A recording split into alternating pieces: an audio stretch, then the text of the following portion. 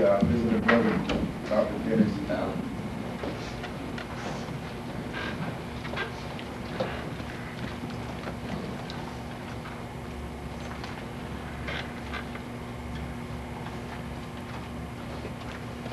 Good evening. As always, it is a pleasure and a privilege to have anything to say about this divine vision and revelation. I must say, I don't know outside. It has been, I've never been in this room. It's been so long since I've been told to come down.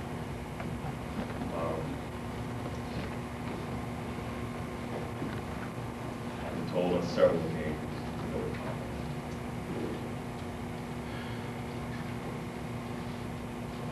And I guess Yahweh has put it on my heart and mind to come and to,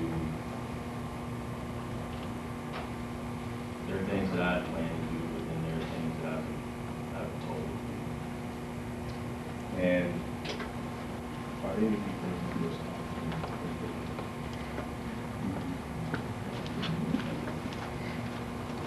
nevertheless, we always like to make it known where this teaching came from. We're teaching a divine vision and revelation that was given to man, Henry Clifford McKinley, in the year of 1931.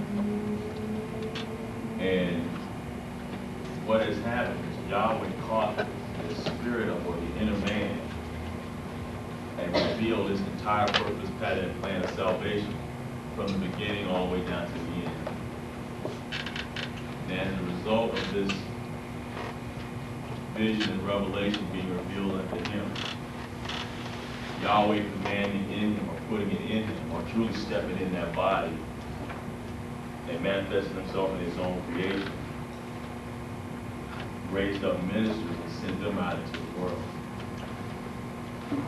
And as a result of that, we find ourselves sitting down in these classes today. And only by the grace of Yahweh that he's allowed us to have a true witness down here now to teach this divine vision and revelation unto us.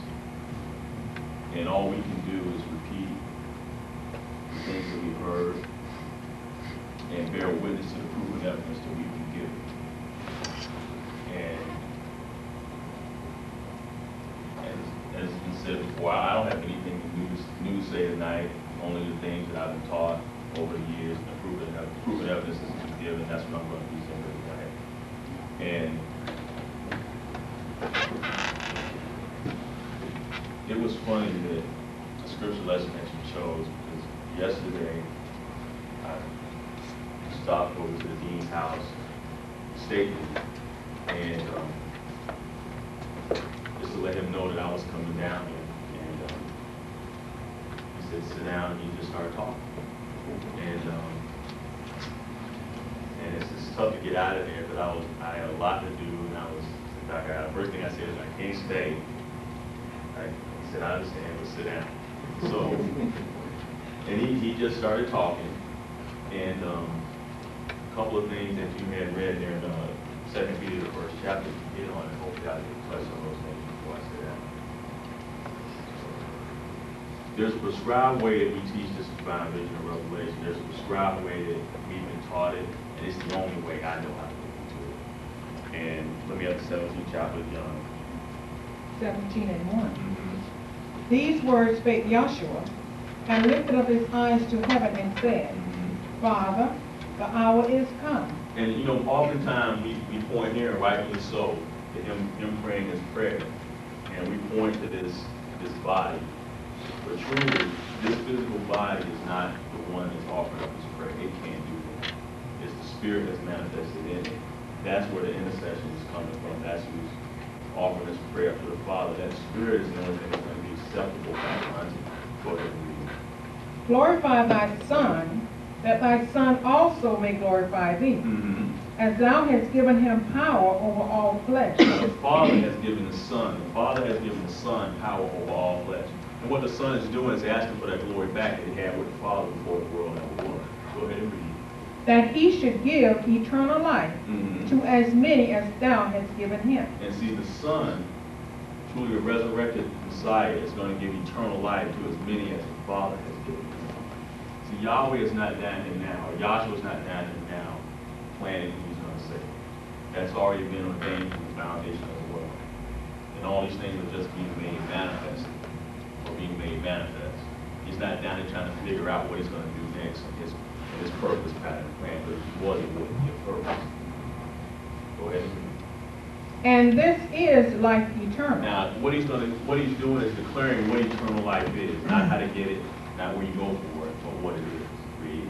That they might know thee, That they might know thee, the only true the El, only true El. and Yahshua the Messiah, Mhm. whom thou hast sent. So eternal life is to know, and we come to understand it is also to believe. You have to believe first before you can know. And then when you really get down to it, it's so much that we've been taught, so much has been revealed that what we've been told to do is to teach it like it was given unto us. But the reality is being brought into effect that we can't know, and you won't know. It's natural. These things are revealed to you. And I'm going to say this before I go any further. One of the things that was said to me yesterday was that, you know, we got Bibles, we do research, we study, we take notes, and what was the statement that was made was we've erred in taking these things as revelations. Because we can read, study, and do research, and we get up here and we correlate and point to these things on the charts, that these things are revelations, and they're not. These things they're your study. This is what we should do as students in this school, and we say this is a school. And many of us, and I'll say personally myself, I've taken this knowledge and understanding, and these things that I've read and studied and lined up in the book as being revelations, and that's just not the way it is. And the statement that was made is, if you sit around in this class long enough, you'll be able to follow the principle. And it's all lined up there on the chart. Blood, blood, blood, blood, blood, blood. It's all pointing to him. Now, that's already been done. It's already been painted up here. I mean, the scriptures are laid down right beside it, and you can follow that. Okay?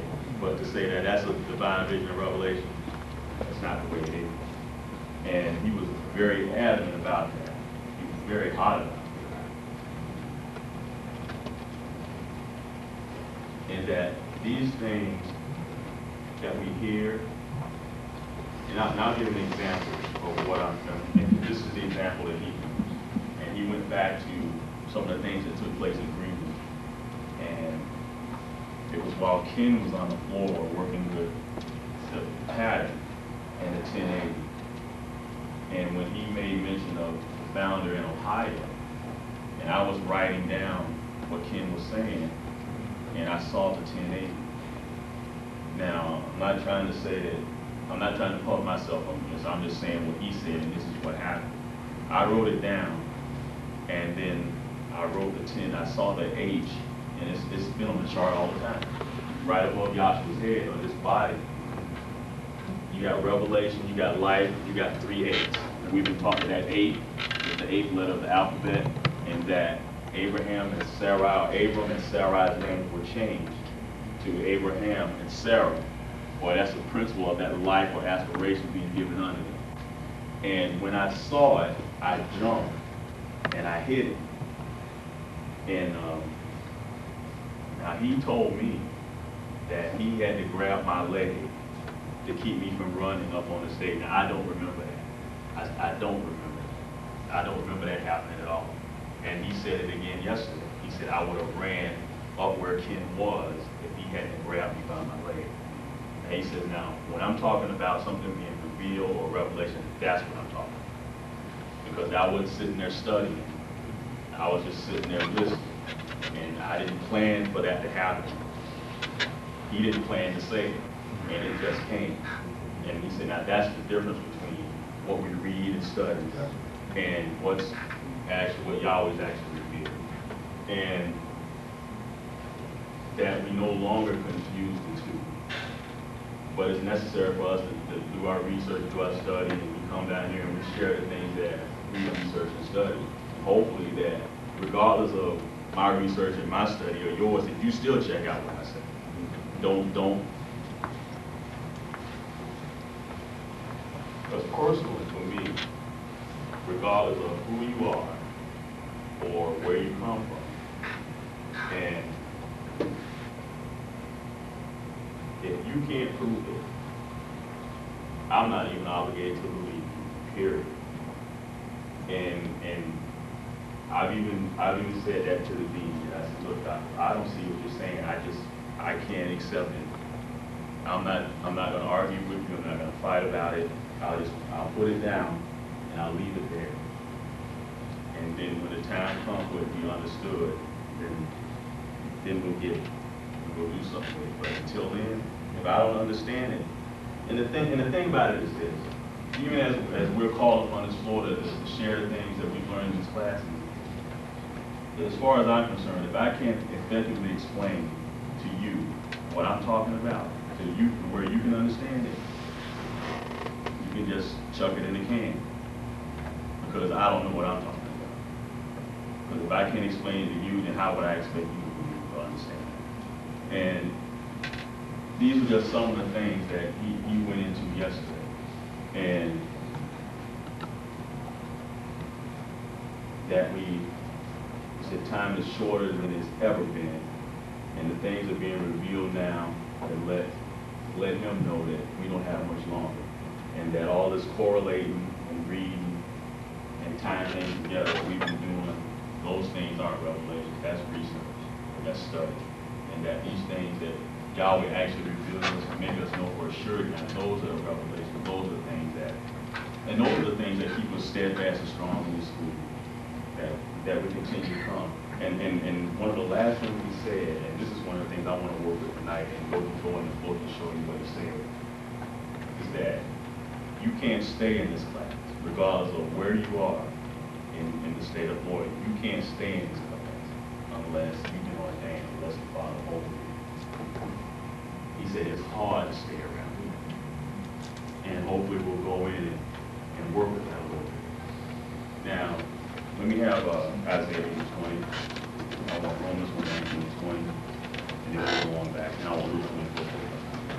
Isaiah 20. To the law and to the testimony. If they speak not according to this word, it is because there is no light in them. So, the way that we've been taught this divine vision and revelation, and the witnesses got even said that it hasn't changed from the very beginning. And I know since I've come to this class, it's always been to the law and to the prophets. And I don't know any other way. It's always been like that. For the little time I've been around, it's always been that way. And that's the way we are to go. And if it's not done that way, it's just no light. It's just no light or nothing to be manifested there. And it don't mean, it just don't matter who it is. Go ahead and read. Give me the next scripture. Romans 1:19. Because that which may be known of Yahweh is manifest in them. Read. For Yahweh has shown it unto them. For the invisible things of him. For the invisible things of Yahweh, Yahweh being spirit, spirit being invisible. From the creation of the world are clearly seen. These things are clearly seen. Being understood by the things that are made. By the things that are made. Even his eternal power and supernal nature. Or his Godhead, or how he's manifested in a 1, 2, 3, 4 manner. So that they are without excuse. So that they are without an excuse. So the natural, we no longer take the natural to understand the spirit. Another thing that was hit upon very strong yesterday. The natural points to the spirit. Because, and one of the things he said was, which came first, the chicken or the egg? You know, which came first, the spirit or the natural? The spirit came first, and the natural is just spirit materialized. Now, there's a lot of things we see from a natural standpoint that we don't understand natural stuff. So then how are we going to take that and understand something about spirit? So these natural things that we've learned, they point to the spirit. And these natural things, as simple as going back to Moses, gives us a very small understanding of what took place back here. Now let me have Luke 24, 24:25. Mhm. Then he said unto them, O fools, and slow of heart to believe. First of all, when we read, he said unto them, we need to know who's talking to who, and even what world is being said. Okay, now this is Joshua after his death, burial, and resurrection. He's appeared unto two of his disciples on the road to Emmaus. Now that's the he. His two disciples are with them, and this is taking place at the very close of the post-human world. You see, the Messiah had to be born under the law and die under the law to redeem him under the law. So see, even though when we point to what's up here on the chart, this is over here in this place, this is only 3 days after him being crucified. And yet we got him over here, Pentecost, and this is some 50 days after. It seems like that this is backwards, but it's not. Because see, the key is what's written up here. Because see, you know what? Before the persecution can come, something's got to be in you to be persecuted.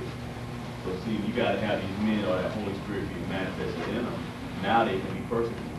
See, prior to that, the only one that was being persecuted was him. That's who all the attempts on his life and all the traps and everything was set for was for him, not them. See, so now after this spirit is put in them, now you can persecute them. Because now that same, and really it's just these two sons, these two mysteries being manifested in the men, in men in the world. And just that one is after the other. Or the satanic spirit has always been after Yahshua Christ. So see, it's Joshua appearing unto two of his disciples at the close of that post-human world. Go ahead and read. Then he said unto them, Mm-hmm. O fools, and slow of heart to believe all that the prophets have spoken. Mm-hmm. Ought not the Messiah to have suffered these things, and to enter into his So glory? what he's saying is, shouldn't I have suffered these things to enter into my glory? And beginning at Moses And all the prophets. and all the prophets. He expounded unto them in all the scriptures Mhm. the things concerning We went himself. into great detail throughout the law and the prophets about with the things concerning himself. All these things that were written back in the law and the prophets are talking about him. Even though we read about Adam, Noah, Moses, and Abraham, and all these men, all these things are zeroing in on the Messiah. Okay, give me 44. 44. And he said unto them, Mm-hmm. These are the words which I spake unto you while I was yet with you, Mm-hmm. that all things must be fulfilled, Mm-hmm. which are written in the law of Moses, Which are written in the law of Moses. and in the prophets, Mhm. and in the Psalms concerning me. And you got written back there in the books of Matthew, Mark, Luke, and John. It's in there about 41 times where he said he was fulfilled, or he's coming in to fulfill, or this is fulfilled in your eyesight, over and over and over. He just didn't say it one time. He said it many times.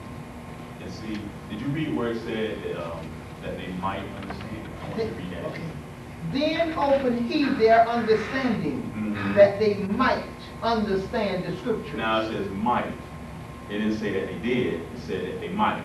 And like we got that brain chart, and on that chart you got it's in two halves. You got the Messiah on the cross in the middle, and on the other half of the brain it says old night, and on the other side it says new day.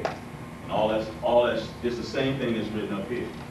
See, everything on this side of the cross is the old night.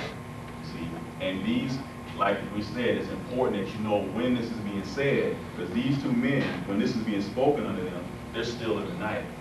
Pentecost hasn't come yet, even though the Messiah has been crucified. So they're still in the night. So at this point, they might understand. They don't understand yet. When Pentecost fully comes, then the understanding comes. So right at this point, that they might understand, even though he went into great detail, until he manifested himself in them, they're not going to understand. Okay, and that hasn't changed. See, that's what he's talking about reading and what's been really, truly, honestly revealed. Okay, did you finish that up? Okay. Now let's go on back to Exodus, the 2nd chapter.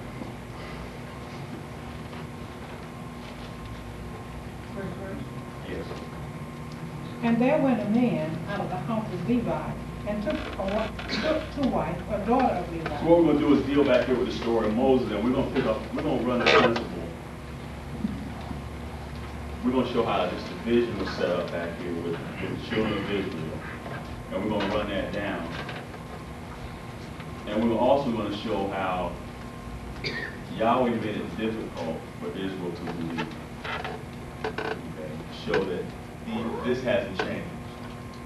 Okay, and he's done it over and over again, and I know I've looked over it. And before I do this, I want to tell a little story about something that happened at Greenleaf. Because every time we go out, there's something phenomenal happening. Now this, I want to go back to when we built the tabernacle.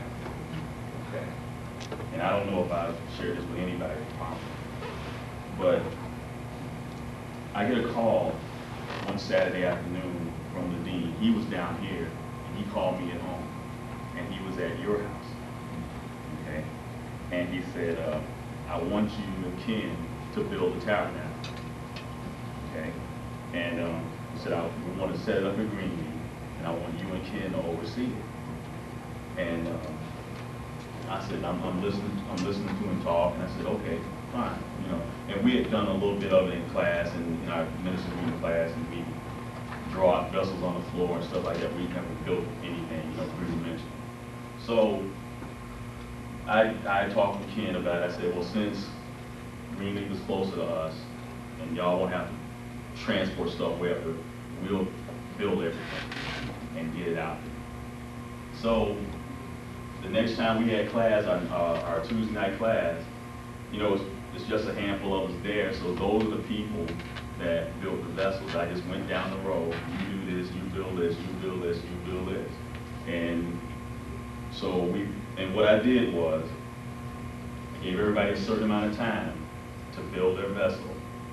I didn't build anything. I said, I'm just going to oversee the whole thing. If you get stuck, if you need help, I'll help you. And so gave everybody a certain amount of time. I said, I got 30 days to build your vessel. We're going to have a report. You're going to come back and give a report on your progress. Okay, so the 30 days passed. Some people were well on their way. Some people were finished. Some people were having nervous breakdown because they couldn't do it. So we finally got them built. And I set up, we're going to set it up twice before we get to Greenleaf. So when we get out there, we're not going to be able to run back home and get something. We forgot it. We don't want to be stumbling and bumbling around in front of the folks. When we get out there, we want to put this thing together, set it up, and it's going to be right the first time. So we set up 2 dates to set it up and have dress rehearsal. So we did that. First time we set it up, we found a place, we found a field, and we set it up. And we had all kind of problems. I said, this is going to be closed. I don't want the whole class there. Just the people that are building vessels. Those are the only ones I want at this thing. So I don't want nobody else in the way. And we had a few extra people that came, but they weren't in the way. So we set it up, and we had a lot of bugs to work out. So then I said, now, we know what we got to go back and fix. Everybody go back and fix it. So then 2 weeks later, we set it up again. And this time it was right. And we had a problem with the hanging in the gate of the court. And I was sitting at my desk in my office, and I was thinking, I got to get a hold of Ken. I got to get a hold of Ken. I'm at work now. I got to get a hold of Ken because I'm stuck. And the phone rings, and it's Ken. He called me in the middle of the day. I could not believe this. I'm just sitting there thinking about it, and he called. I gave my question, he answered it, we went back and we straightened it out. And the second time we set it up, Doc came out there. Now I'm getting down to my point. And we know the pattern runs from east to west. Now this field that we set it up in, there was only one way we could set it up. And that was north to south. So we got it all set up. And he's walking through it. And he says, you know what? And it was in the morning time, so it was clearly, it was plain which way the sun was coming up. And instead of coming through the gate, it was coming over the tabernacle. And he said, he came up to me and said, you know what? If this thing was real, y'all would have struck all y'all dead. Now, he was kind of joking. He wasn't serious, but I was. I got hot. And I turned around and stormed off. And I'm mumbling to myself, man, you know there's only one way we can set this thing up. I'm talking about it's hard for you to stay around here. That's what I'm talking about. And I'm boiling. And I just storm off and go work like I'm working on something else and go on. And he was looking over the thing, he said, okay, I'm pleased with it. Now, first of all, he wasn't even supposed to be there. Okay, this was just closed to the people that are actually working on it. I don't know how he found out he was there. So, everything was right. This was the second time, so we get everything ready. We go to Greenwood. And what I did the second time, I had a stopwatch around my neck. I said, we're gonna do a time study. We're gonna see how long this thing gonna take to set up, so we know what time the meeting's gonna end. None of us are going to the board meeting. We'll set it up, and when they get out of the meeting, it'll be ready. Okay? And it took us 2 hours exactly. So we got 2 hours. It's gonna be right. So everything's planned. I said, now everybody, after you got your vessels taken apart, bring them to my house. I rented the truck, and I'll pack everything. Pack the truck meticulously. I mean, just bring it to my house. I put it in the garage. I'll pack it, and I did. Drive the truck to Greenlee, and it was a U-Haul truck, and it was clunking and it was loud. And Doc heard me come in Greenlee, and I parked the truck. He runs out of his room. He says, "Dennis." Now, mind you, now, me and him and Henry Penman had already been out to Greenlee and picked the site where we were going to put the cabinet. Now, where it was, that wasn't what we picked. Okay? So now we already had the site set up. So now he comes up and says, "Look, I got another place to put the tabernacle. Come down here and see." And it's him and Don Norman, this tennis court. And I'm going, oh no. You know, I was excited about this thing, and I was happy to be there, and I was glad. And when he said that he wanted to set this thing up on the tennis court, my countenance fell, and I just threw my hands out. I'm blistering mad now. All right, I go back to my room right then. I say, "Hold up, Doc, I got to go." I went back to my room, my wife in the room, and Wanda, he changing the whole thing. I'm just cussing my wife out. He changing the whole thing, and I'm mad at her now because she won't get mad with me. She said, "Dennis, now you know, Doc know what he doing." And I know that, but right now I'm mad. You know Doc know what he doing. And the thing won't work out, you know, and I'm looking at her like, "You're supposed to be mad." You know, she won't get upset, and I'm boiling hot. I'm stomping around the room, and now I got to go back out there. And he says, "Look, this is what I want to do." Now remember, just 2 weeks earlier, he told me everything that we built was fine. And he said, "You know what? The little flags you got that represent the pillars, I never really liked, you know." And man, I'm on fire. But I didn't say nothing. I just listened to him. But inside, I was like this cloud. I was burning. And so I never really liked, you know, we need to change that. Why don't you drive back to Orlando? Drive back to Orlando and get a big roll of white paper. He wanted to line the inside of the tennis ball with white paper to represent, you know. I'm saying, "Doc, it's 9 o'clock at night." You know, and we going back and forth, back and forth, back and forth. So then he said, "Well, look, if we don't set it up on the clay court, on the concrete court, let's go up here on the grass court." Remember, they had the white picket fence. Now, there was only one stipulation: if we use that we can't put any holes in it. And the way we had made the pillars to stand, we had to dig holes in the grass. So we talked him out of that. Don and I did. Saturday morning, he wakes me up. "Dennis, come out here." He out there on that grass field again, pulling limbs out the tree and digging them in the grass. See, that hole ain't gonna be that bad, you know. And I'm going, "Doc, you know, it's only one. We got this thing set up to go one way. We can't put it here." And he ain't even listening to me, you know. And he's just going on, and I'm saying, he ain't even hearing me.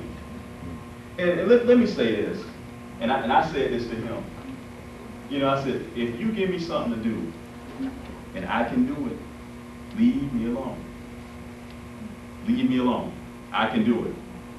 Don't come back and tell me how to do it. I can do this." And I ain't saying that's the right way to be, but I'm saying that's the way I was then. And I say I still am now. If you're gonna put me in charge of something, let me run it. Okay, don't come in at the 12th hour and we got everything built and designed to go a certain way and change it. And so now I'm upset. I'm highly upset. So we finally talked him out of using the grass court, and I said, okay, Doc, no, Doc, we'll go with the tennis court. Let's use the tennis court. So we're gonna set it up on the tennis court. I had to go meet with Greenleaf people that morning and get some, you know, like the things in the bank to stand up, to get you to walk, you know, those base, those pedestals. We had to use those to slip our pillows around to get them to stand because we can't dig in the court. And so we get those things and everything else I needed to set it up. And he comes back, he says, look, I want to build this too. He wants to build an inner sanctuary, 15 feet tall, put up the whole framework for it. I'm saying, Doc, it ain't gonna stand. Now what I'm saying is, what was manifested was what happened back here. And when we had this conversation, now, if we had the thing halfway built, and we're standing at the door of the tabernacle, and we going back and forth about this thing, he's saying, we can do this. I said, Doc, it's not gonna stand. It ain't gonna stand. You know, that was right. So then what happened was we compromised on it. He jumps in the truck and they go by those long 15-foot rods. They stood up one in each corner to show you how tall it was. So then, while he's off doing that, and we almost got the thing set up, I go to the room, Jackie in the room sewing the last angel on the veil. And I said, Jackie, he changed everything. He changed everything. And she said, well, tell him. And she just blew me off, you know. I said, well, you know, help here. And stormed back the room. But as I said, Orlando, and I said that as it turned out, where we had it was the best place. But the first spot we picked, there was nowhere to sit, and there was no light. See, because in my mind, I already done my time study, right? We're gonna have this thing up in the daytime, and it's gonna be down before it gets dark. So there's no need for light. As it turned out, it went well into the night, so we'd have been in the dark, and everybody would have been standing. So it right where it was the best place for it.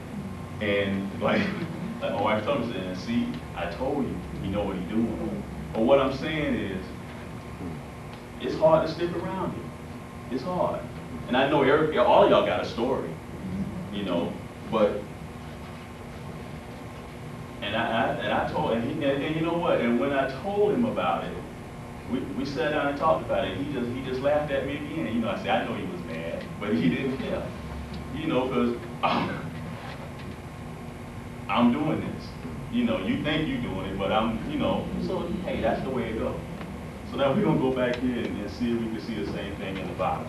All right, now let me have, I want you to get right to the point. In Exodus, after Moses is back down here, the plagues are starting to be poured out, and Yahweh put a division between Israel and the Egyptians.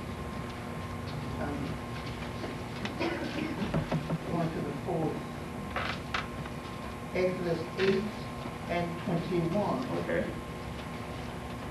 If thou wilt not let my people go, behold, I will send swarms of insects, of flies upon thee, and upon thy servants, and upon thy people, and into thy houses, and the houses of the Egyptians shall be full of swarms of insects, and also the ground whereon they are. And I will serve in that day the land of Goshen, in which my people dwell, that no swarms of insects or flies may be there. So in the houses Shall be there. of the Israelites in Goshen, those last 7 plagues didn't affect them. But the Egyptians got all 10 of those plagues. Now Yahweh, he's made a separation or a division down there with these 2 groups of people in the land of Egypt. And he's going to keep manifesting this thing all the way down. And he's going to do things that are going to appear not to be right. Okay? That are going to seemingly, and I'm talking about through men, that are going to be seemingly against what he previously said. Okay? And Yahshua's going to come in and fulfill that, to show you that he's doing and saying things to get rid of some of them. He said, look, he said that you can't stay right here unless you've been ordained to stay. And Yahweh don't see that. Okay? Now, the plagues, 10 devastating plagues poured out down here on the land of Egypt. And you read about Moses even prior to that. being raised up in the household of Pharaoh, killing the Egyptian and burying him in the sand. And how it's been reported that down in some of the schools now that they won't use this principle as a principle of death, burial, and resurrection of the Messiah, saying that this is unrighteous. Moses killing a man down here. But see, we've always used that. It's bearing forth the gospel of Yahshua Messiah. And see, and then this is another instance where it seems like, well, if Yahweh using this man, what is he doing down here killing folks? You know, and it's the same thing will happen over and over again. Get actually at first Kings, the 11th chapter, and I want where David sent the guy to the front line of the war, so he could have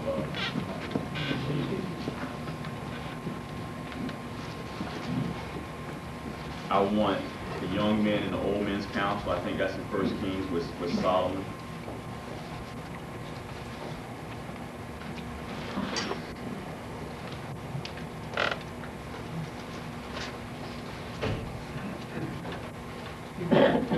First Kings 12 chapter is young and men council, young and old men council. Okay. But you want Solomon I want David and Bathsheba first. I want to get that first. Because Nathan gonna come and rebuke him and chastise him about that. I want that. So I think it's the 11th chapter. 10th chapter. Okay. Let's go ahead and start at the first verse. 2 Samuel. 2 Samuel. Okay. 11 and 1. Okay. 2 Samuel 11. 11:1. And it came, And it came to pass, after the year was expired, at the time when the king goes forth to battle, that David sent Joab and his servant with him and all Israel. And they destroyed the children of Ammon and besieged Rabbah, but David tarried still at Jerusalem. And it came to pass in an evening time that David arose from off his bed and walked upon the roof of the king's house. And from the roof he saw a woman washing herself. And the woman was very beautiful to look upon. And David sent and inquired after the woman. And one said, is not this Bathsheba, the daughter of Eliam, the wife of Uriah, and the Hittite? And David sent messengers and took her. And she came in unto him, and he lay with her. For he was purified from her uncleanness. And she returned unto her house. So now you got David, the king of Israel, that took somebody else's wife and laid with her. Now go ahead and read. And the woman conceived and sent and told David and said, I am with child. And David sent to Moab, saying, Send me Uriah the Hittite. And Moab sent and Joab sent Uriah to David. And when Uriah was coming to him, David demanded of him how Moab did, and how the people did, and how the war prospered. And David said to Uriah, Go down to thy house, and wash thy feet. And Uriah departed out of the king's house, and there followed him a mess of meat from the king. But Uriah slept at the door of the king's house with all the servants of his master, and went not down to his house. And when they told David, saying, Uriah went not down into his house, David said unto Uriah, Comest thou not from thy journey? Why then didst thou not go down into thine house? And Uriah said unto David, The ark and Israel and Judah abide in tents. Drop one down to 14. Thank you, 14. And it came to pass in the morning that David wrote a letter to Moab and sent it by the hand of Uriah. And he wrote in the letter, saying, Set ye Uriah in the forefront of the hottest battle, and retire ye from him. Now remember, David now is already laying with the man's wife. Okay. Now that's not reading Moab, it's Joab. Joab. Okay. Now he's telling Joab to take this man and put him in the front of the hottest battle. Yeah. Go ahead and read. And retire ye from him. And now you get away from him, because you know what's going to happen on the front line. So you put him up there, now you back off, read. That he may be smitten and die. Now David is saying is that he may be smitten and die. I want him to die. I want his woman. Read. And it came to pass when Joab observed the city, Mhm. that he assigned Uriah unto a place where he knew that valiant men were. And the men of the city went out and fought with Joab. And there fell some of the people of the servant of David, Mhm. and Uriah the Hittite died also.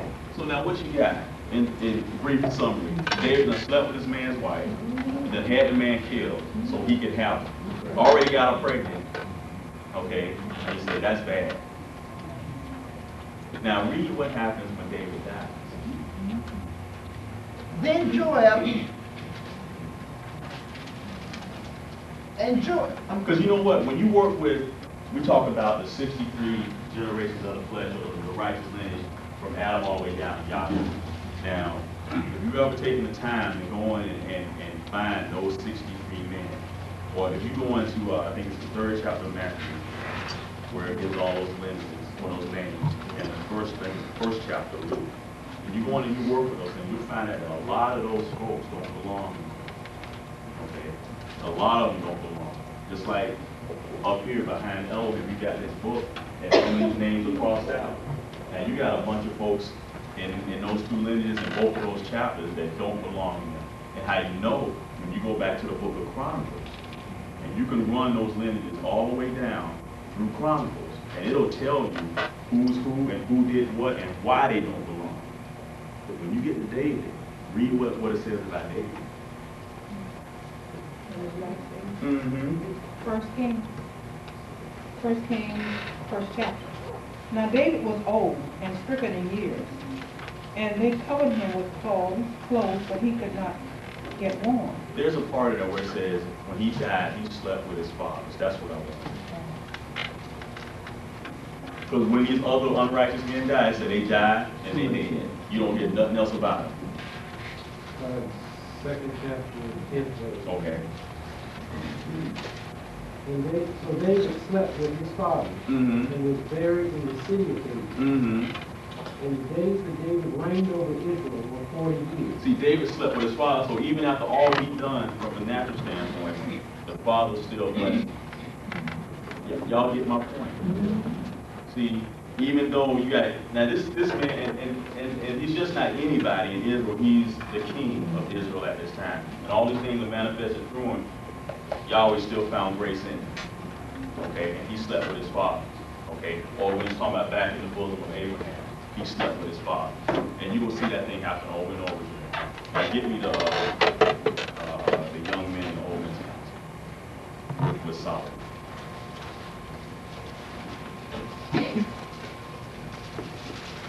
And another thing too, after you go in there and you read about Bathsheba having with that child, and the child dies, and Nathan the prophet go in and tell and get a parable. You know how we say we go back and we use the law and the prophets and we use types and shadows. Give me, I want you to look up type and shadow.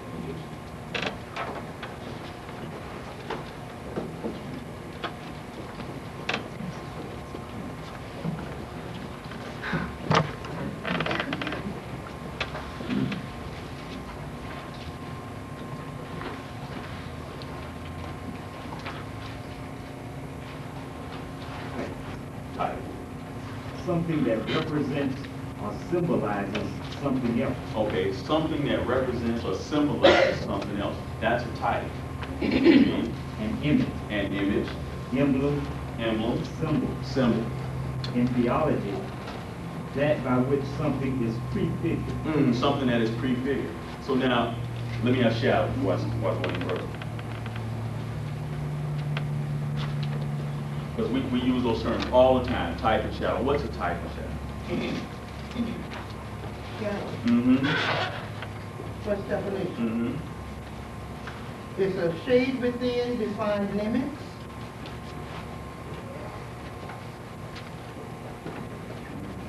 Are you looking up the noun? It should be under noun or word.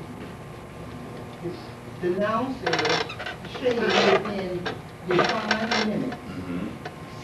Obscurity was in a space from which rays from a source of light. Okay, let's have the verb. Let's have the verb. A reflective image, A reflective image.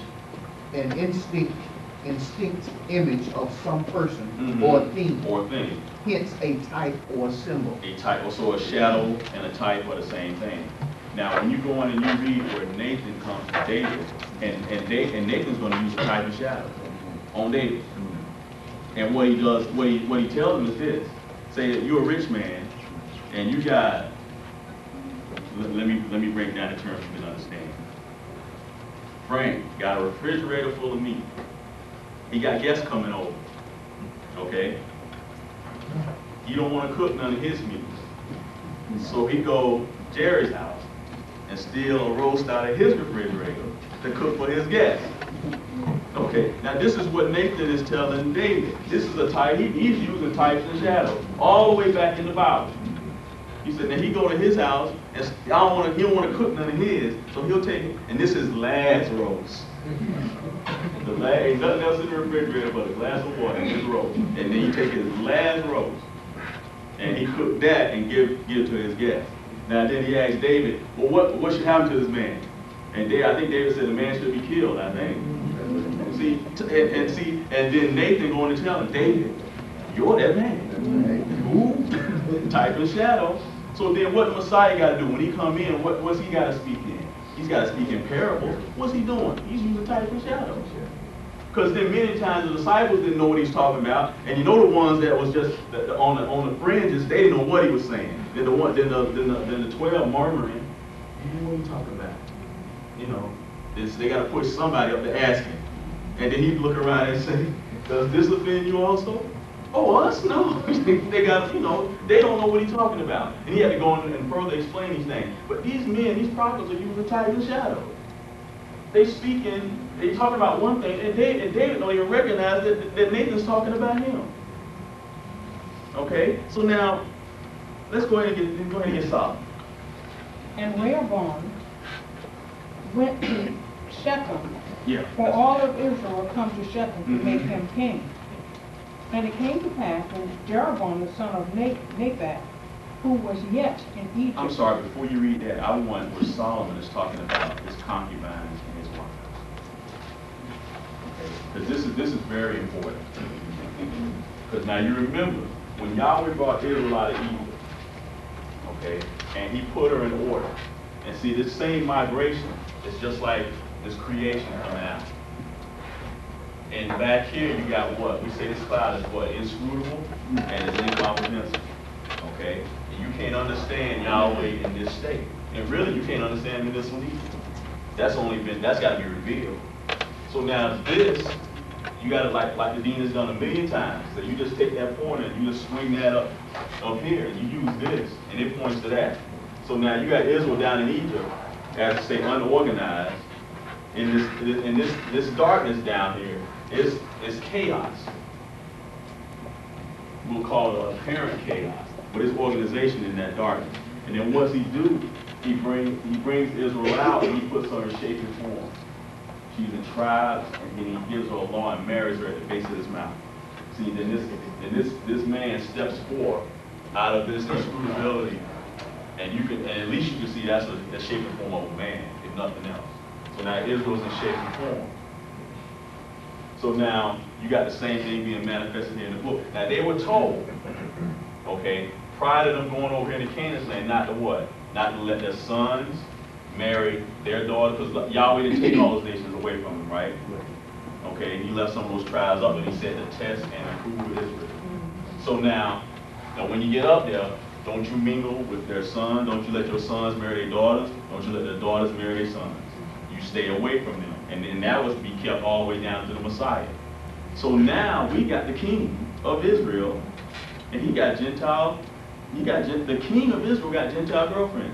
See, it's in the exact disagreement to what's already been spoken down. They were told not to mingle with them. You see, it's hard to stick around. See, now you told us, well, Yahweh said way back, and it's been passed all the way down, not to mess with these folks, and you got hundreds of them. And then went on to build, let's read it. First Kings 11. 1 through 20. But King Solomon loved many foreign women. In addition to the daughter of Pharaoh, women of the Moabites, Amorites, Edites, Sodites, and Hittites, of nations concerning which Yahweh said unto the children of Israel, you shall not go unto them. Now Yahweh said unto the children of Israel, don't go unto them. But Solomon, he got all kind of girlfriends from all these other nations. Read. Neither shall they come in unto you, for surely they will turn away your heart. They will turn away your After heart. their gods. After their gods. Solomon clung unto these in love. He clung unto them in love. Read. And he had 700 wives, 700 wives. princesses, and 300 concubines. 300 And his girlfriends. wives turned away his heart. And his wives turn away his heart. See, Yahweh told him what was going to happen, and that's exactly what happened. But yet, you got to, he just ain't anybody in Israel. Y'all get my point. He the king. He just ain't me. You know, he the king. You know, see, if it was somebody insignificant, you say, oh, they just wrong, and you wouldn't even give it a second thought.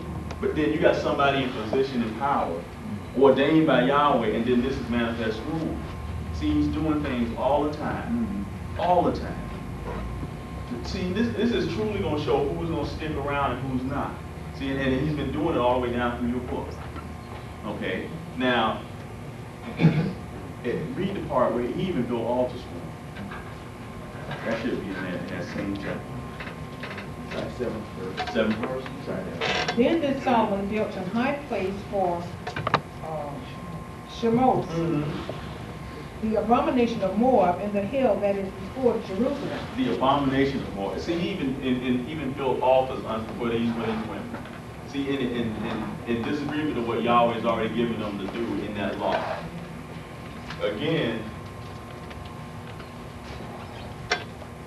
hard to stay. Hard to stick around. Now let's get Rehoboam. And Rehoboam went to Shechem, for all Israel were come to Shechem to make him king. And when you find out when Solomon died too, he sleep in the bosom of his father. Even all of that took place, he's still back in the bosom of the father. Even though all that happened. And see that, and what that really is pointing to is this, that there's still a distinction between this and what's manifested in him. See, that was in him. That was the Father himself coming all the way down. But see, that what's manifested through the flesh, or what's happening in the flesh, he gonna burn that up anyway. And you know, and it's been said 1,000 times, you still gonna use that as a cloak to do whatever you want to do. And we've been told too that what this knowledge and understanding has done is put us in our right mind. That you don't have it yet. Okay. Now you don't have to worry about pretending. You know, to be holy and sanctified. Ain't it a relief? It's like,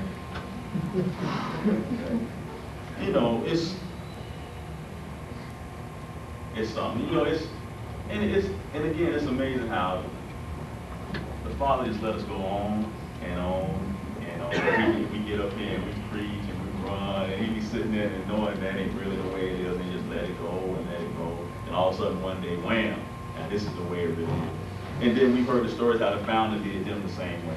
And if it be the same spirit manifested all the way down, it's got to happen to us too. Okay, go ahead and read. And it came to pass when Jeroboam, the son of Nebat, who was yet in Egypt, heard of it, for he was fled from the presence of King Solomon, and Jeroboam dwelled in Egypt, that they sent and called him. And Jeroboam and all the congregation of Israel came and spake unto Rehoboam, saying, Thy father made our yoke grievous, but therefore make thou the grievous servants of thy father, and his heavy yoke which he put upon us lighter, and we will serve thee. So if you make things easy on us, we'll serve you. He's talking about Solomon made things hard. Now, if you make things a little bit easier, we'll serve you, Rehoboam. Read. And he said unto them, Depart ye for 3 days, then come again to me. And the people departed. Read. And King Rehoboam consulted with the old men that stood before Solomon his father while he yet lived, and said, how do ye advise that I may answer this people? Read. And they spake unto him, saying, If thou wilt be a servant unto thy people this day, and will serve them, and answer them, and speak good words to them, then they will be thy servant forever. Now, you got several references in your book about old men. Now, this is the old man. See, these are the old men. See, that's what, if you speak smooth things from and tell them what they want to hear, they'll serve you. They'll follow you.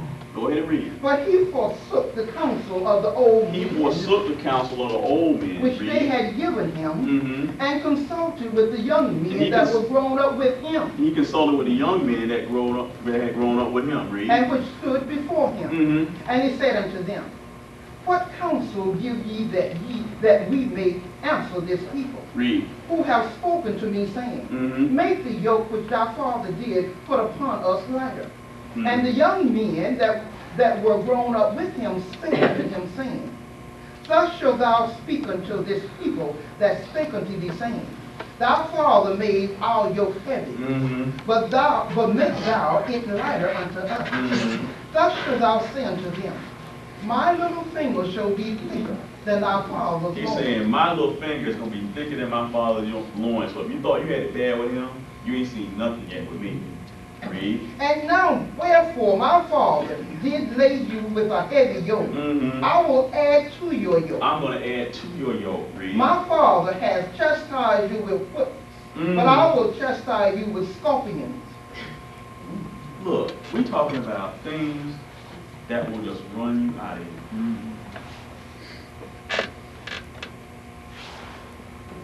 Like you used to say all the time, if these folks that Yahweh was down here healing, and the folks had known that he was the one that was afflicting them, they done what? Killed them all the time.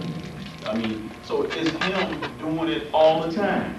He's the one that's causing the division, setting up the confusion, or as you say, the strife. And it's tested and proved. Because look, we don't have, let me say it this way. This class is not the Roman Catholic Church, where you can come in here and all the junk that you had prior to coming here, you can bring it in and it'll be accepted. This is not it. You got one teacher, you got the Holy Spirit, and you have to conform to him. He's not going to conform to you. So all of your and my junk got to go, no matter how it hurts, no matter how we argue and fuss and don't like it, it's got to go. Okay? And he ain't going to be nice about taking it from you. And that's why the admonishments and the chastisements come down, and they can be brutal and not bloodthirsty at times, but it take that. And that's the way it was back then.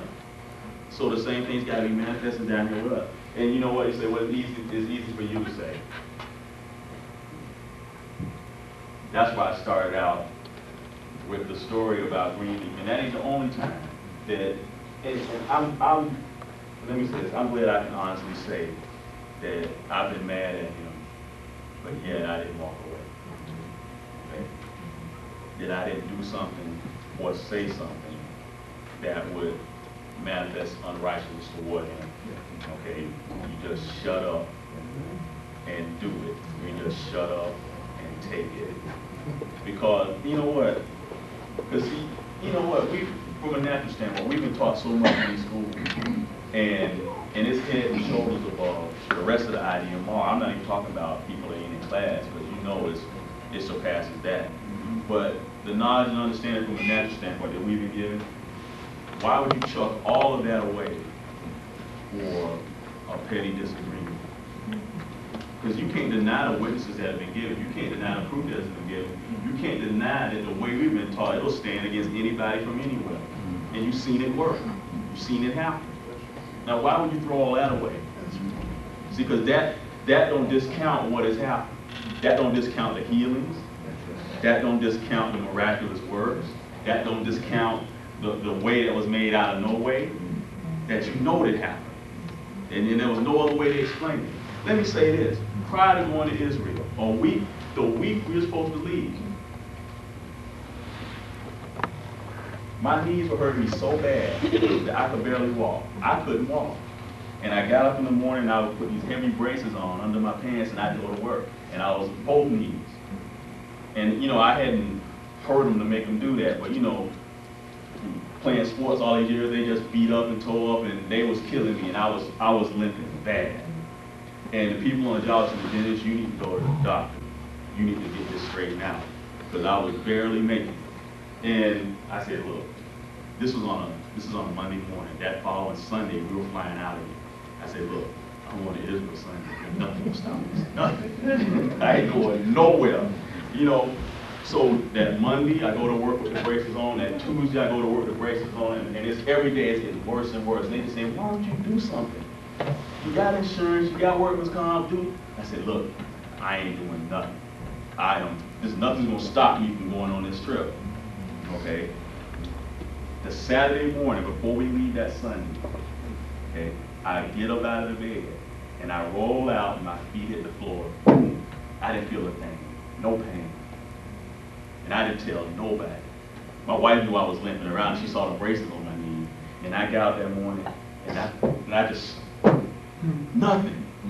Nothing, absolutely nothing. I didn't put the braces on. I said, okay, I know they're going to, once I get up and start stirring around, because I had to pack all this stuff and get everything ready, they're going to start hurting. All day long, nothing. All day long, nothing. And I'm like, okay. I said, tomorrow when we get ready to get on the plane, and sit on this plane for 12 hours, I know I'm going down this plane.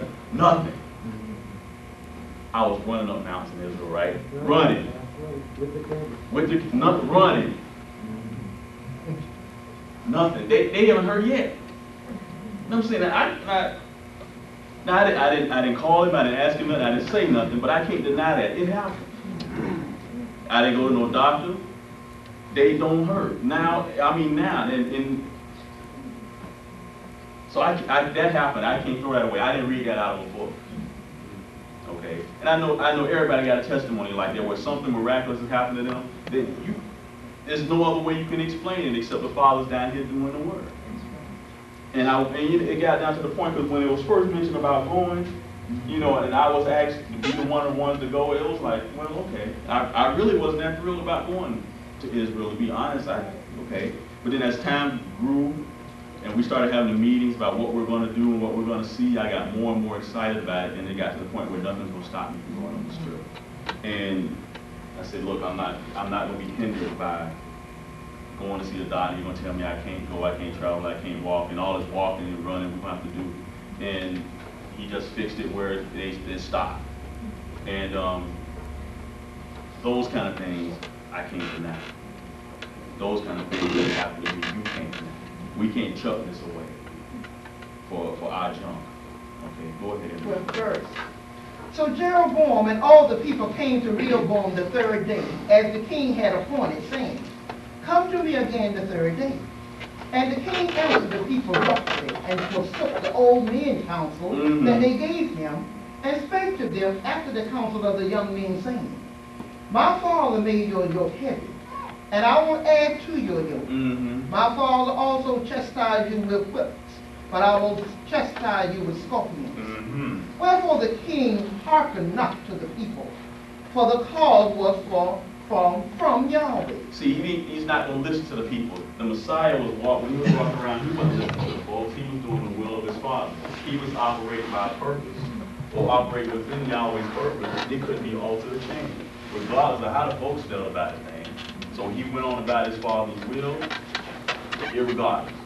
And we got to see the same thing being manifested out in now. That's not going to change. Regardless of how you feel about it, that's not going to change. Read. Wherefore the king hearkened not unto the people, for the cause was from Yahweh. See, this ain't Vatican City.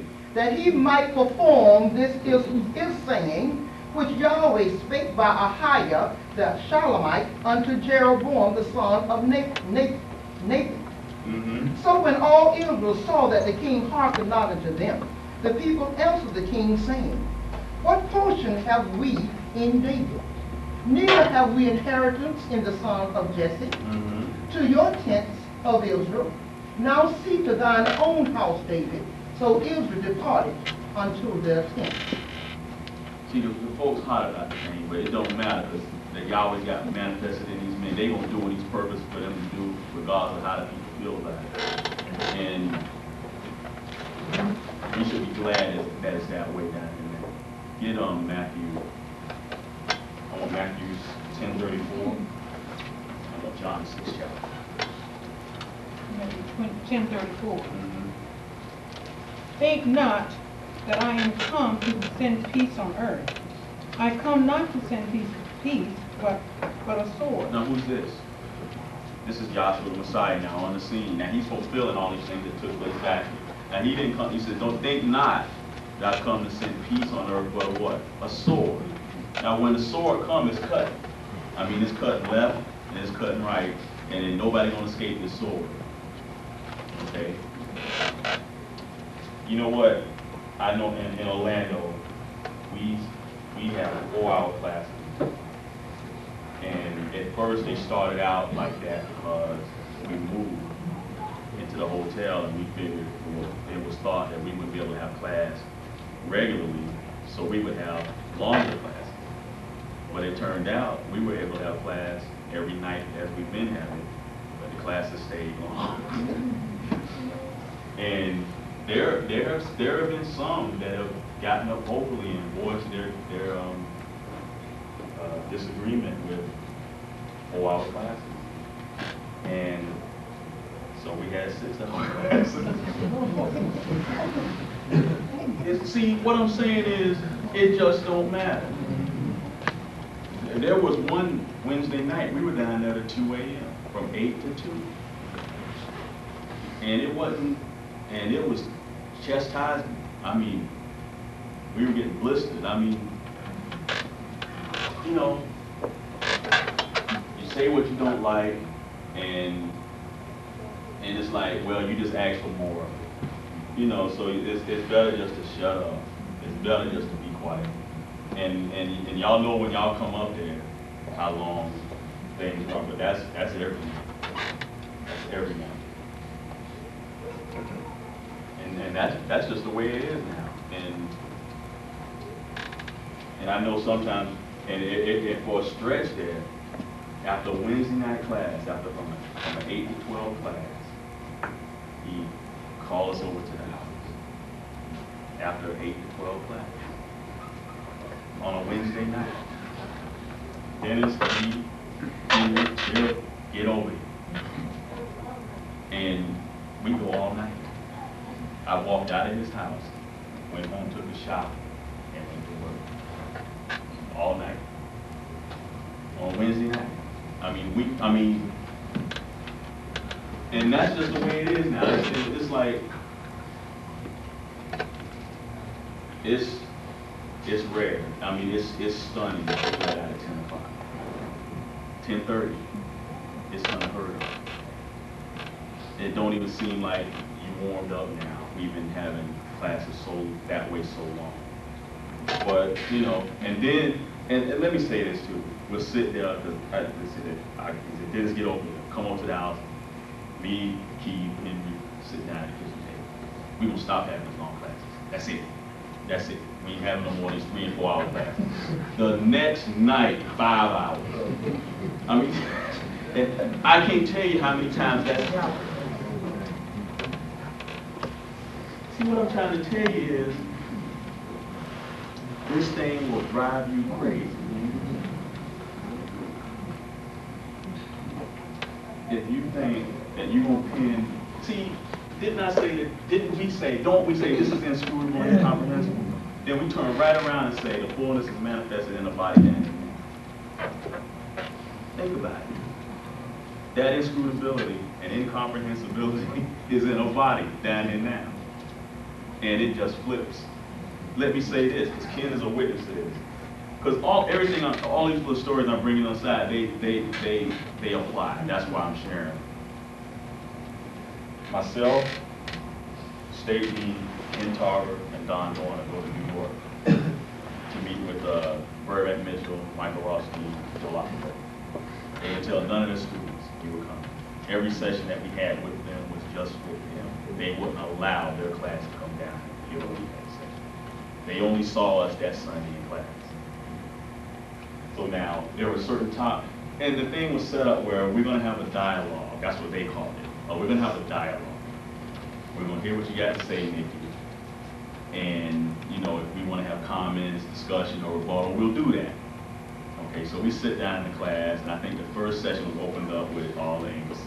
Ken get up and work with it, and they can't do nothing with it. Okay? So then Michael Rothstein gets up with a book this thick of Dr. Kendall transcripts, and he starts out by saying, I question your motives as to why you would even disagree with this. What's your motivation?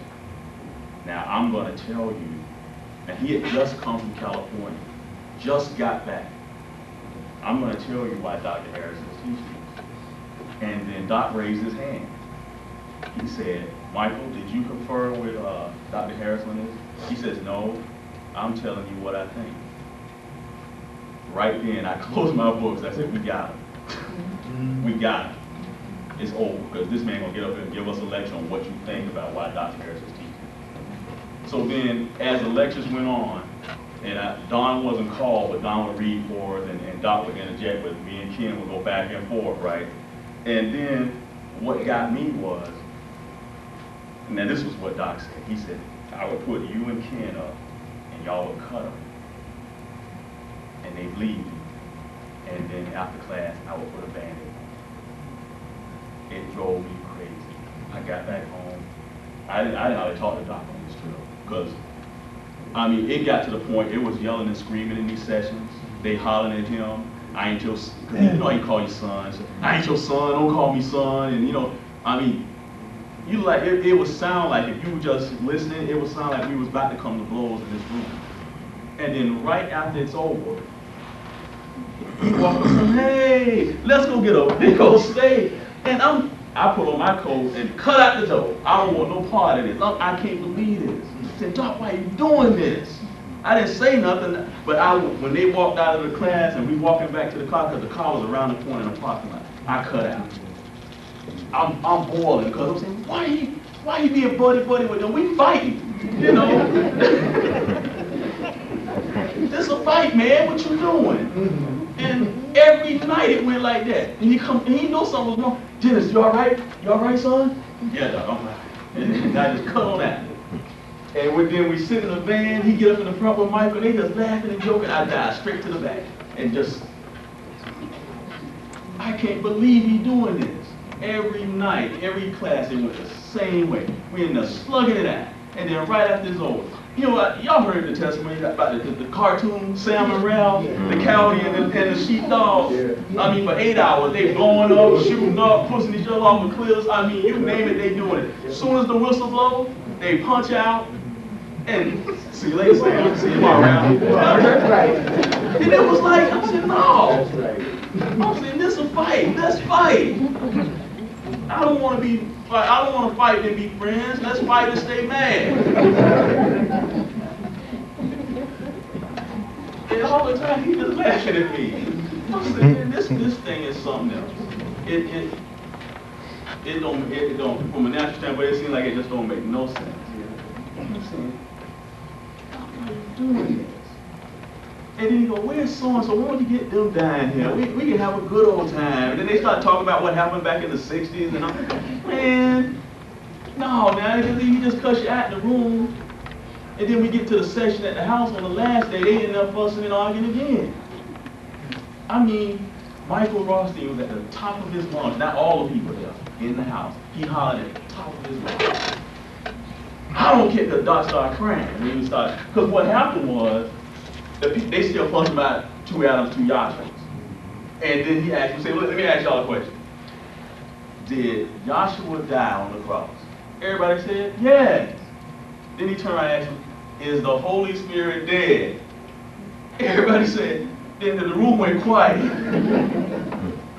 And if you could see question marks, they were everywhere. And then a woman screamed out, it's 2 Yahshuas. He said, okay, let's go pack. It was time to go. And then he started crying. Then Michael jumped. I don't care if you cry. Crying ain't, he right in his face. You know, I'm saying, now it's time to fight. You know, I mean, or you want to fight physically. I mean, it was that violent the way he was spoken to. And then we get in the van to go to the airport. Doc sit right up in the front next to Mike. Mike, when you coming to Florida? I'm saying, I've been weighing it back. I don't believe it. I just don't believe it. 2 minutes ago, they was at each other's throats, and now, when you come to Florida, we'd love to have you. And they talking just as friendly. I mean, like, I said, look, I don't want to go nowhere else with you. Nowhere else. But I'm saying these are the things that I'm saying that are happening to us that we are bearing witness to down and now. That hey, it's tough to be a student in this class. It's tough. Go ahead. Did you finish where I had that? John 6 chapter. Did you finish Matthew? Go ahead, read that. Read before that. Think not that I am come to send peace on earth. Mm-hmm. I come not to send peace, but a sword. Mm-hmm. For I am come to set a man at variance against his father, Mm-hmm. and the daughter against her mother, Read. and the daughter-in-law against her mother-in-law. Mm-hmm. And a man's sword shall be they of his own household. And see, it was Israel that was after God's Messiah. Those are his foes in his own household, or his own family, the children of Israel. He wasn't being persecuted by Gentiles. It was the ones in his own house. All the way down. He walked amongst them, and they didn't know who he was. They didn't know who he was. They didn't know who he was. Read on. He that loveth father or mother more than me is not worthy of me. And he that loveth son or daughter more than me is not worthy of me. Mm-hmm. And he that taketh not his cross and followeth after me is not worthy of me. And they gotta follow him, even though they don't understand what he's doing. Many times they don't understand what he's saying. And see, that's why we're gonna go to the 6th chapter of John and back that up. Go ahead and read. John 6 and 1. After these things, Yahshua went over the Sea of Galilee, which is the Sea of Tiberias. Mm-hmm. And a great multitude followed him, because they saw his miracle which he did on them that were diseased. Mm-hmm. And Yahshua went up into a mountain, and there he sat with his disciples. Like the dean would say, now he's got to shake some of them off. He's got to get rid of some of them. So now he's got to say something to offend them. Read. And the Passover, a feast of the Jews, was nigh. Mm-hmm. When Yahshua then lifted up his eyes and saw a great company come unto him, he said unto them, Whence shall we buy bread, that these may eat? Mm-hmm. And this he said to prove him, for he himself knew what he would do. Mm-hmm. Philip answered him, 200 pence worth of bread is not sufficient for them, that every one of them may take a little. One of his disciples, Andrew, Simon Peter's brother, said unto him, There is a lad here, which hath 5 barley loaves and 2 small Get on down to what, 50? 51. 51. I am the living bread which came down from Back heaven. up. Back up. I am that bread of life. Back up. Oh, but wait till if you don't eat my flesh. It's Down. down. Okay, start at 50.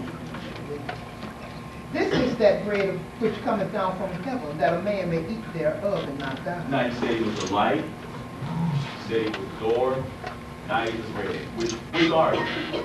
Read. I am the living bread which came down from heaven. Mm-hmm. If any man eat of this bread, he shall live forever. Read. And the bread that I will give is my flesh, Mhm. which I will give for the life of the world. Read on. The Jews therefore strove among themselves, saying, How can this man give us his flesh to eat? Then Yahshua said unto Now them, remember now, he called, it was a great multitude that followed him, and he's sitting up on a mountain, and he's telling them that. So you can just hear the crowd, they just murmur, murmur, murmur, murmur, murmur. How you gonna give us this flesh to eat? Read.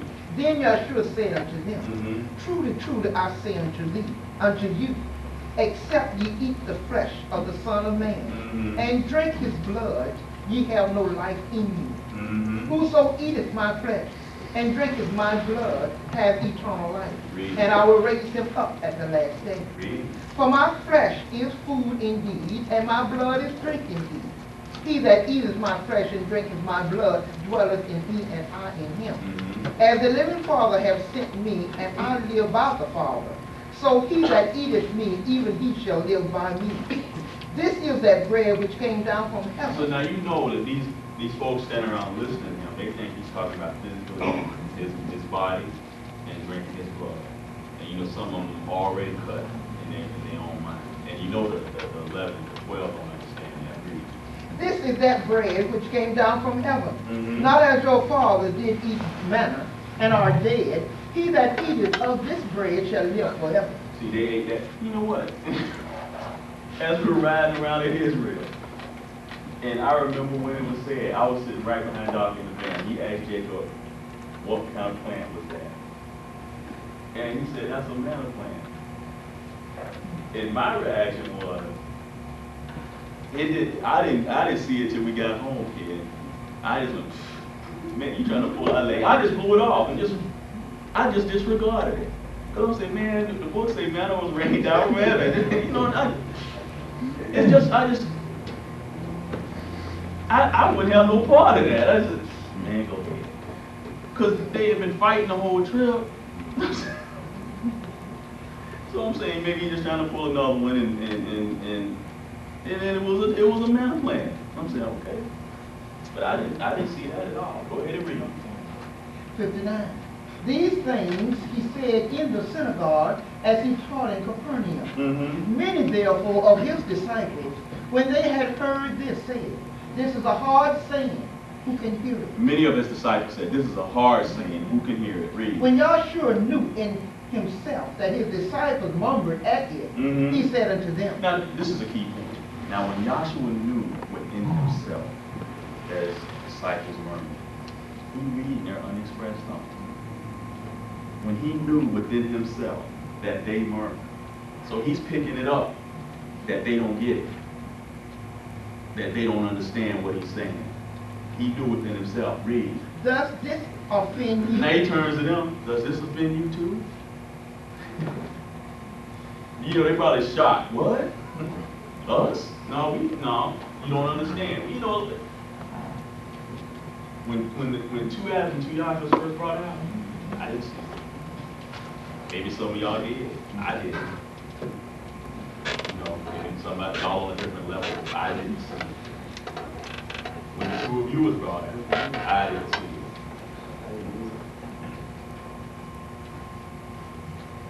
And it's like, oh man, where is this going? And then as it was explained and proven, hey, no problem. But when it was first spoken, I didn't get it. And there have been other things that I just, you know what, I'd be a liar if I stood here and told you that I understood everything that was taught. I mean everything. I mean as it's coming off the floor. That ain't the way it is. That's just not the way it is. That's why we keep coming back down. That's why we have class 3 times a week.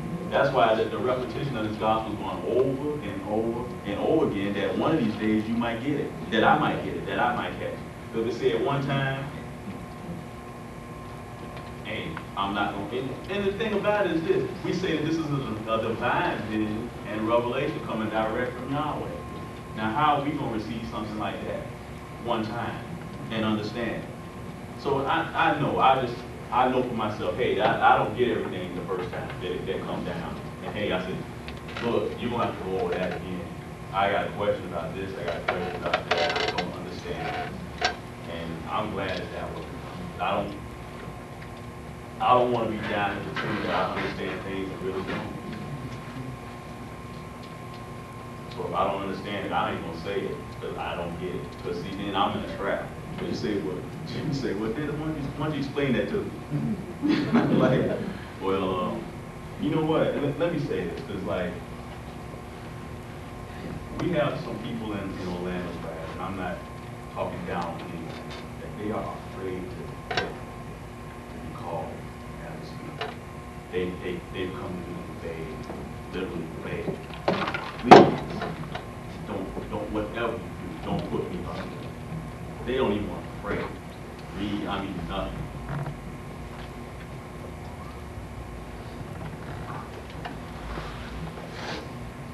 Now for me, and some of them we've honored that. Some we've ignored it. Get up there. Now for me, being called up here to have anything to say about this matter, it ain't frightening, nor scary. To get up here and talk about something that you don't know what you're talking about. Now that's scary. That's right. To try to get up here and share something that you don't know nothing. Now you're in trouble. But now see, everybody can come back and begin in moments. Yeah, you can get him out of Egypt, get him up here to the burning bush, drop him off. Well, I'm gonna let the next speaker take it. You know, and hey, you can do that. You know, call me first. And you know, hey, I'll work with the name. And I get Moses up here, and this way the name was revealed, and leave him there, and the next speaker get it. But I'm saying, they have to get up here, and you don't know what you're talking about. Now that's scary. That's right. So hey, stick with what you know, and know what you know, and deal with what you know. And I ain't even worry about what Juanita knows, because Juanita know that. So now that's her thing. But I'm not gonna try to get into that because I don't understand it. And then get up here and try to talk about something you don't know nothing about. Now that's right. That's scary. Okay. Go ahead. I had you read something. 61st verse. When Yahshua knew in himself that his disciples murmured at him, he said unto them, Doeth this offend ye? What and if ye shall see the Son of Man ascend up where he was before? It is the Spirit that quickens. It is the Spirit that quickens. Read. This is the holy name. It is the Spirit that quickeneth the flesh. But ye say the flesh profiteth nothing. And in the King James verse, it said the Spirit that quickeneth and the flesh profiteth nothing. See, he's talking. See, he's always talking on that level. But they don't get it. We don't get it. He's always in the Spirit. Yahshua Messiah is. And he's telling them it's the Spirit that quickeneth, the flesh profiteth nothing. He's not talking about eating his flesh or drinking his blood.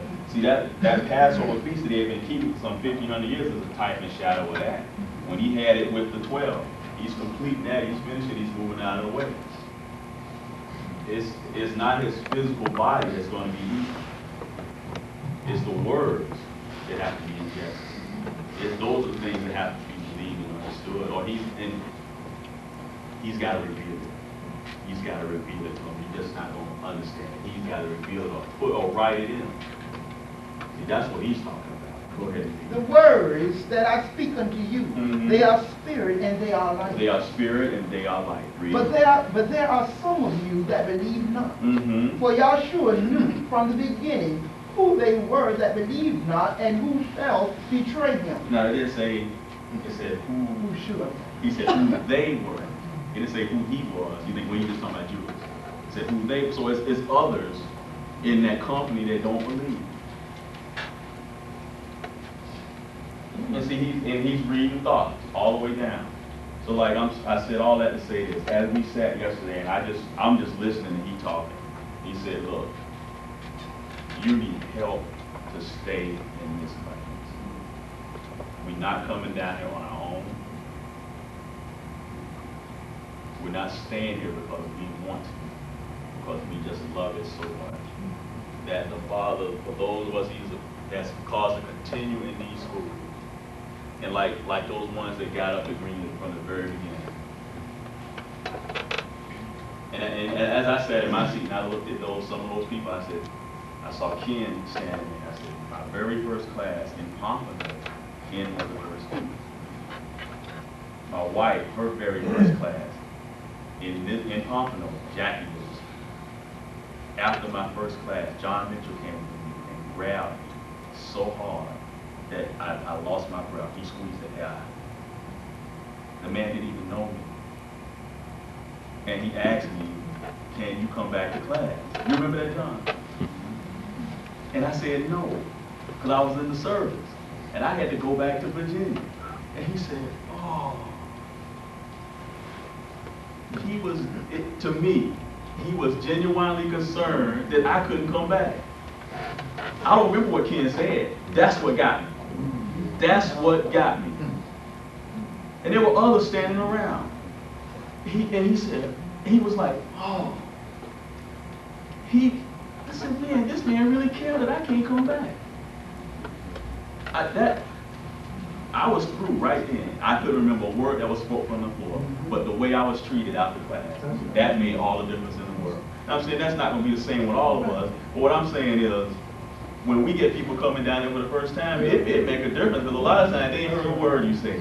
They looking at you, they looking at me, they looking at how folks act and how they treat it. And that man showed me he was concerned.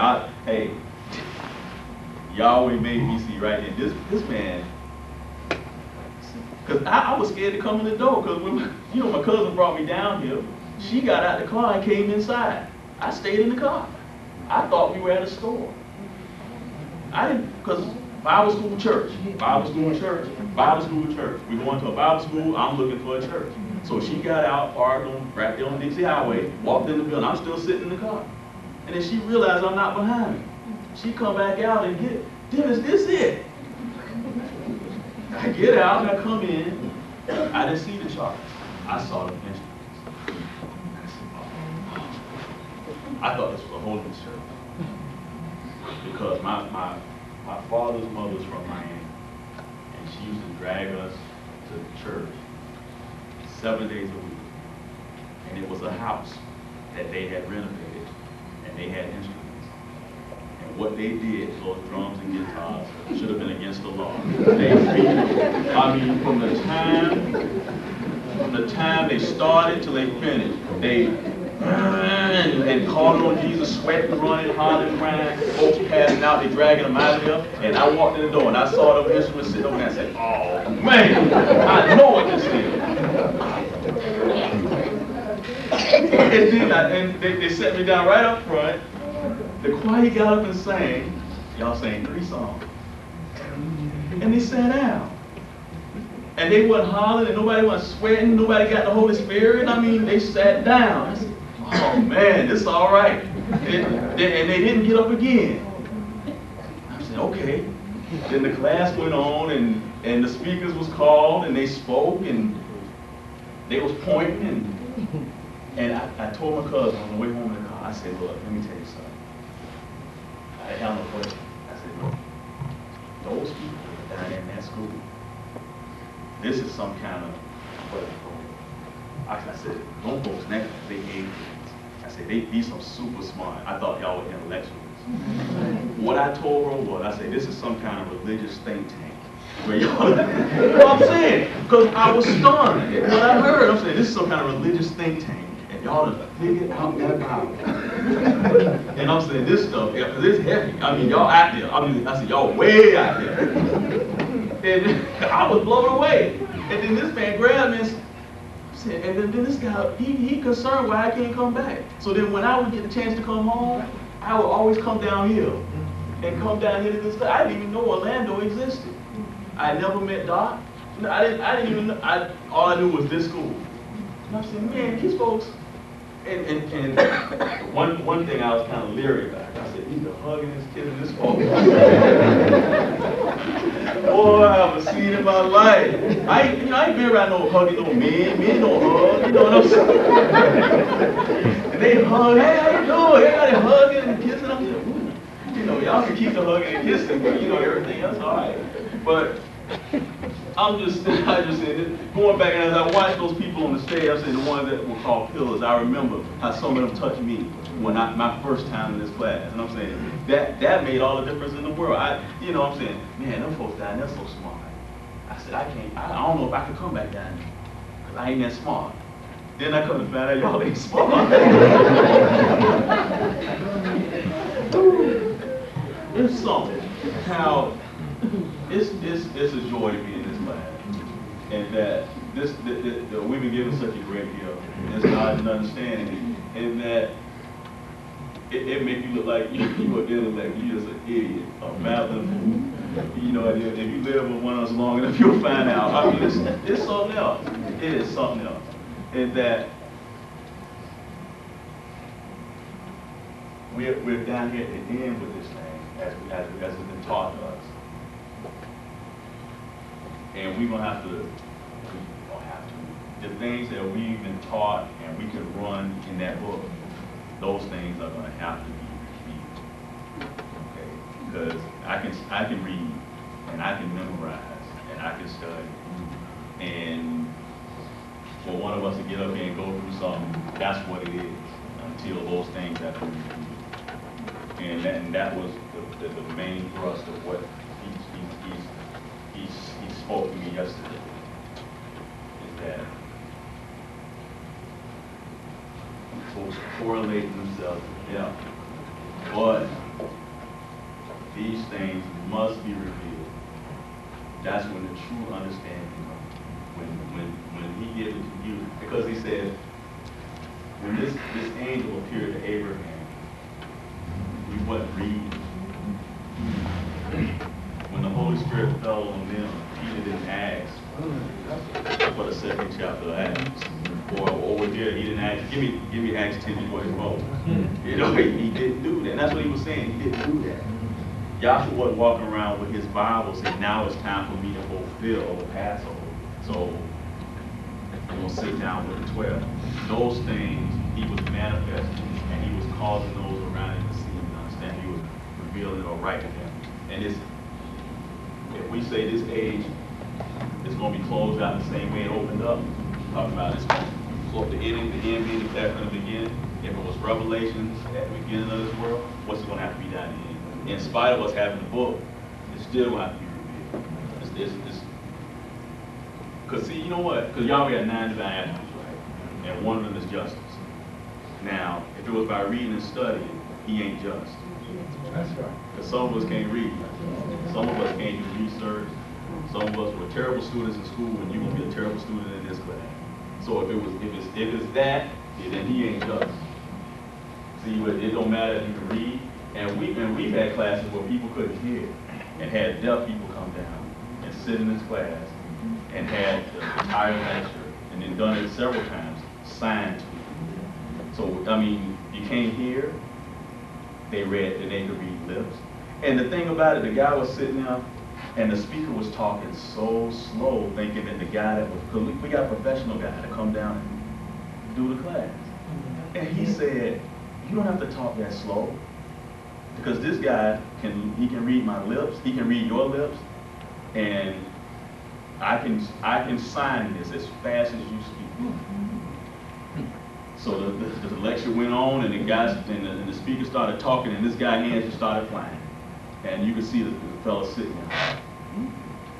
I mean, following along just like he was hearing. So see, you could be deaf, dumb, blind. If you're blind, you can hear. I mean, so hey, Yahweh is just. He's made this thing available to everybody. And see, it don't matter if you got a college degree or you a 4th grade dropout. It just don't matter. See, if it's his will, he's gonna give it to you. Okay, go ahead and finish what I said.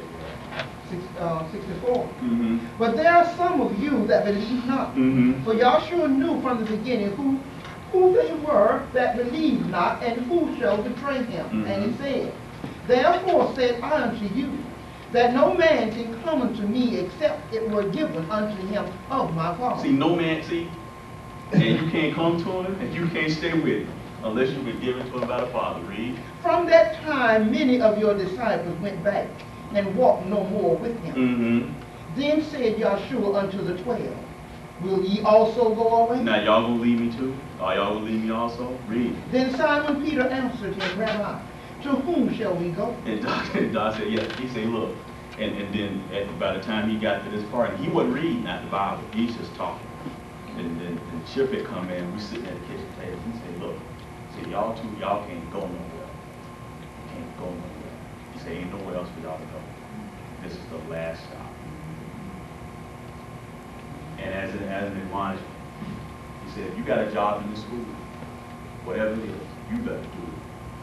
Now, Jimmy, I'm not going to worry about what your job is. I'm going to do mine. I'm not going to worry about what yours is, or what yours is, John. I'm going to do my job. You got a job in the school, you do it. And you do the best you can with it. You can give it to me. That's what he said.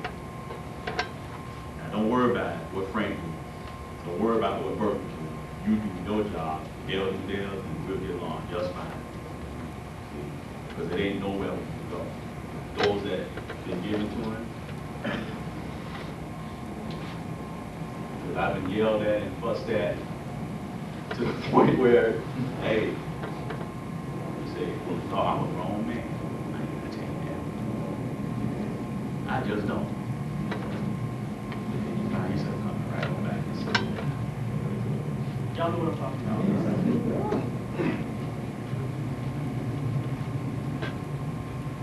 And many times I found myself asking why. You just ain't nowhere else to go. Hey, look, this teaching is torn down the world. It's torn down your world. It's torn you down. I mean, where else have you ever been and you've learned something that was so revealing that it tore down everything you believed and then it started working on you personally? I didn't do it like that, except in this class. So it's just no, we're at the end of the line, we're at the end of the road, and just like back here with these men. Go ahead and read. 67. Then said Yahshua unto the 12, where will ye also go away? Then Simon Peter answered him, Rabbi, to whom shall we go? Where shall we go? Thou hast the words of eternal life. And we believe and are sure that thou art the Messiah, the Son of the everlasting. Yahshua answered them, have not I chosen you 12, and one of you is the devil, or the adversary? He spake of Judas Iscariot, the son of Simon. For he it was that shall betray him, being one of the 12. After these things, That's right. But he had chosen them from the foundation of the world, and he knew what Judas was going to do all the time. Just like down here now, we've seen everything that's, not everything, but the things that have been manifested in these classes, and the things that have been manifested against him in Florida and in the rest of the IDMR. And all of it's been manifested in the book. It's just my desire and hope. And then that, what I hope and desire don't matter either. But, you know, as a man, that's the best I can do, that I be kept in this class. And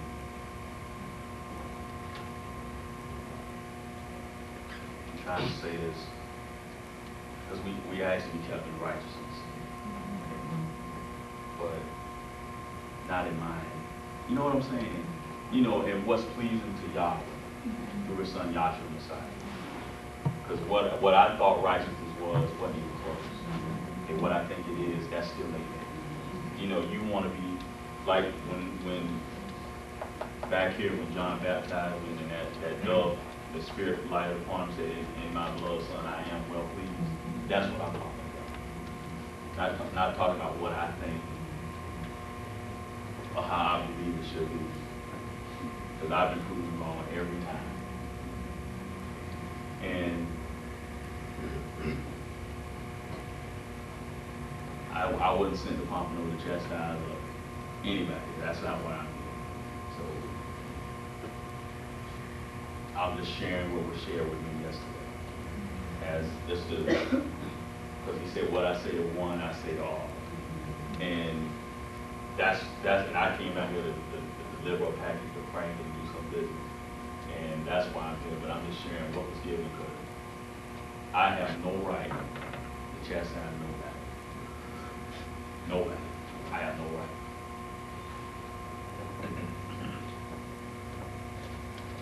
Because I'm in the same boat y'all in. Same boat. All the crap and all the junk that's invading your mind is bombarding mine daily, right now. So I'm not better than nobody else in this class. Like when I came in and sat down, and Matisse handed me the slip, say, what scripture you want? I said, tonight on the student. So if I hadn't even been called, that would have been just fine. Just fine. So I hope that you got something out of what was said. If you have any questions about what I said, you can ask me. And I'll say this, I'm glad to be, I'm really glad, I'm glad to be here. I'm genuinely glad to be here tonight. And hopefully that I can be down here more frequently. And I've made a conscious effort since Greenwood that I'm gonna get out and, because there's some schools I haven't even been to yet. Because I'm, you know, Orlando pitiful, they don't go nowhere. Don't go nowhere. And I start with myself first. We don't go nowhere. You know what I'm saying? Y'all be up here every week. I mean, it's like pumping around the corner. And I'm saying, we don't go nowhere. But hey, I understand why you come to, you know. Because if it was the other way around, we would be nowhere. You know, but it's good to get out, because a lot of times we don't see each other till we have a statement. And it's like, you know, I'm just glad to be here for these few words I said.